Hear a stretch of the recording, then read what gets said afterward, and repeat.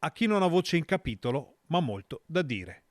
Una dedica che sembra tagliata su misura per i residenti di San Lazzaro, Riva Bianca e Rambolina, che da mesi chiedono che qualcuno ascolti anche le loro opinioni sul doppio progetto che potrebbe portare capannoni, asfalto e cemento nell'ultimo lembo di campagna bassanese. Una dedica, quella rivolta dall'associazione ambientalista Aria, che invita tutti a partecipare all'Epifania della Terra, organizzata domani pomeriggio proprio in Riva Bianca, nel cuore della campagna di San Lazzaro.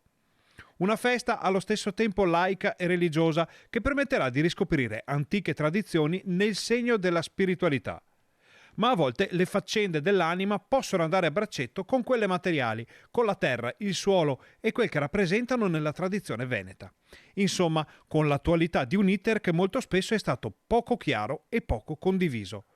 Già, perché la parola epifania vuol dire manifestazione, apparizione, emersione e se vogliamo tradurla dal sacro al profano, sono in tanti a sperare che l'Epifania possa finalmente far emergere tutti i punti di vista sulla vicenda di San Lazzaro e che nella calzetta di San Lazzaro ci sia una volta per tutte una presa di posizione chiara e decisa da parte della politica del territorio. Poi, se qualcuno ci troverà pure del carbone, poco male, con quello che costa adesso il riscaldamento.